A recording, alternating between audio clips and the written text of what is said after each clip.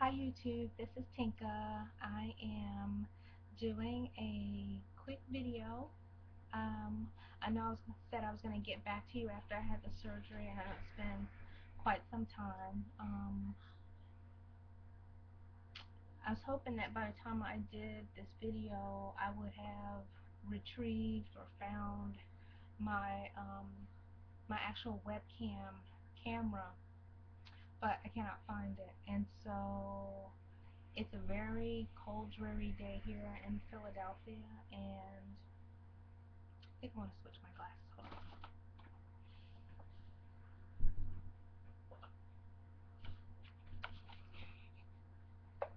on. And it's snowing, and so just figured I'd do a video. So everything went well with the surgery. All of that's fine. So we're basically in the process of just trying to figure out which ones had the no glare stuff on them. The other glasses are my another pair of glasses that I bought from Zenny Optical, and they're just interesting. I really like them, but I don't think they have that glare stuff on it. So on here, it really was making a lot of glare. Plus the lenses are bigger on those. So anywho, I recovered fine. Everything went well. I was in the hospital maybe 3 days. Took me maybe about 4.5 weeks to kind of recuperate, and then after that, even still just taking a while to get myself up to speed. So it's now November. I had the surgery almost 2 months ago now, and I'm still having some times where I feel different pains and stuff like that. But it's like if I've done something strenuous, so you still can kind of feel something. Other than that, everything went well. Um, Let me see. My thoughts on the election. Um, Not that anybody asked, but I think it was really, really an excellent campaign and election. I was up not too late because it didn't take long for them to make the announcement that he had been reelected. And I think a lot of people, up until this election, maybe came into play a little bit last election, were really confused about the electoral college and the electoral votes. um, what we as Americans, especially those of us who are not really up to speed with civics and how our government works, is that when we're voting, we're actually voting on the people who are making the vote, if that makes any sense. So once we cast our vote and we win, then he gets the votes um, for that state. Some states, based on population and other demographics, have more electoral votes than others. So even though it may be a big state like Texas, it may have less electoral votes than, say, Pennsylvania, which I think has 20 something. So that's something that we've learned. One thing I think was very, very keen and very smart strategy wise, and who wouldn't do this once you figure that out? Go for the states who have the most electoral votes. Leave the other ones alone. Don't even spend a lot of money there. And that was very smart on his part. Very wisely played. Um, that was like a chess game. When I first turned the TV on, I saw that the president, had 3 electoral votes, and Romney had like 74, and I was like, oh no, this isn't going good because I know he needed 270. But very quickly, he began to rack them up, and so that was very smartly played. So I went over that with the kids so they understood that that's how it worked. Now, in the past, you could have the popular vote, and most likely you also had the most electoral votes. Now that this has really come into play since the Bush election, now we're looking at both set of numbers separately almost. But in the past, usually if you had the popular vote, you also had the electoral votes as well. Now that doesn't necessarily have to happen. You can have less votes in the popular vote, which is how many votes per person, and still lose because you didn't get enough electoral votes.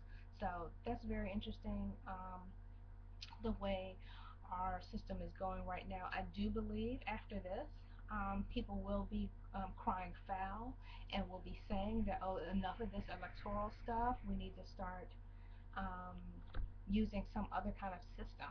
So we'll see what happens. Um, School is going fine. Like I said, this is November, so we are going to take off, I think, President's Day, which is Monday for us, and we're also going to have Thanksgiving in the next day, and then my birthday is November 28th, so I'll probably take off on that day. Other than that, we're going strong without too. We haven't taken off many days so far, and I usually like to try to do that so that we can have like time in the winter to kind of not have to take days if we have to around Christmas and all that, and then we work really hard for a while, and then we've kind of speeded up a lot in this in in the times that we're stuck in the house. So by the spring, we're really not having too much more to do. Thirdly, my hair. I know I haven't discussed this a lot. Everybody did see that I cornrowed my hair before I had the surgery. I want to mention that my hair is all natural now. I do not relax it at all.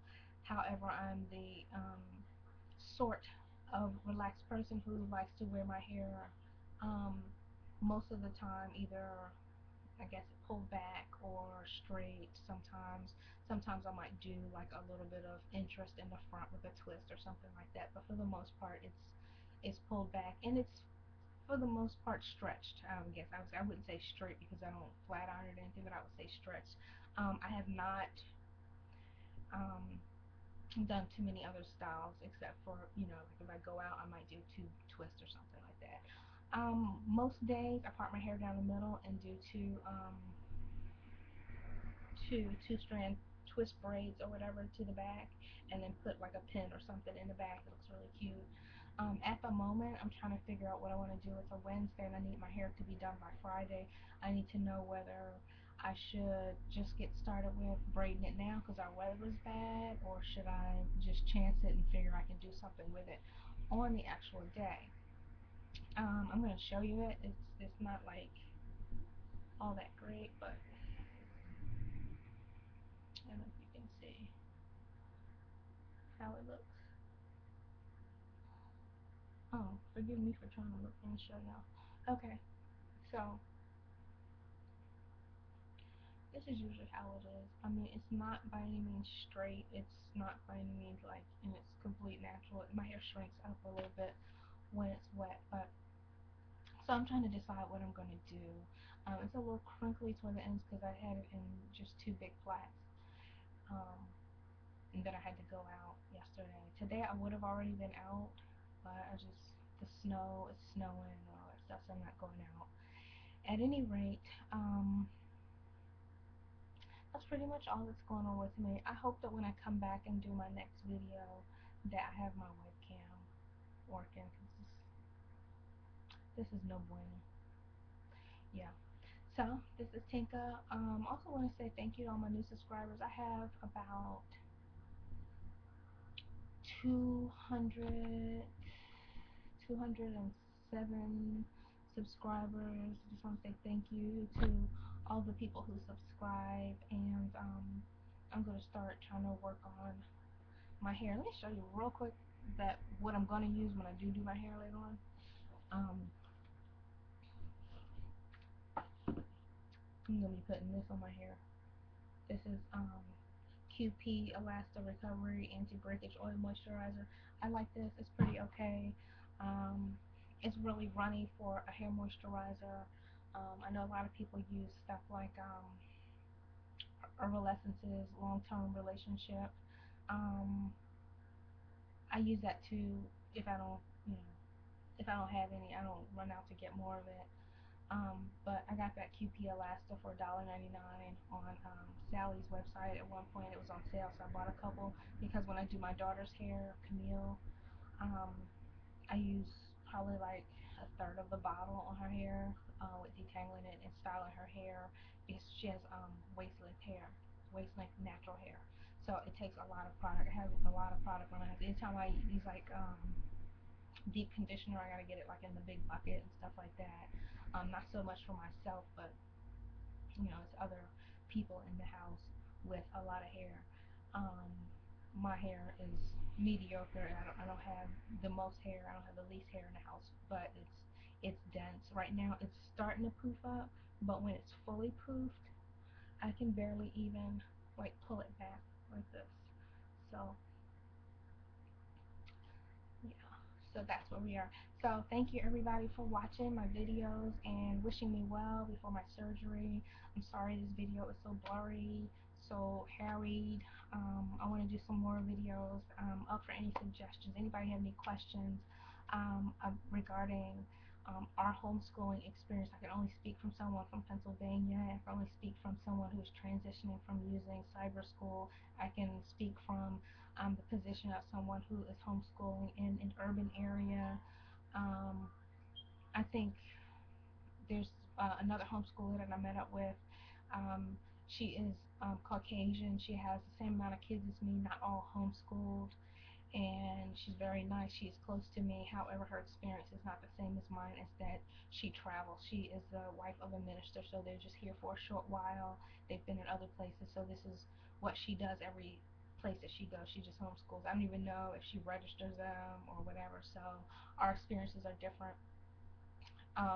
Our reasons for homeschooling is different, and just like many other things, my blues is not like hers. I mean, we get along as homeschoolers, but my blues isn't like her blues. So that's pretty much where we are. So any of those topics, any of those things, um, just let me know. Thank you. All right, huddles.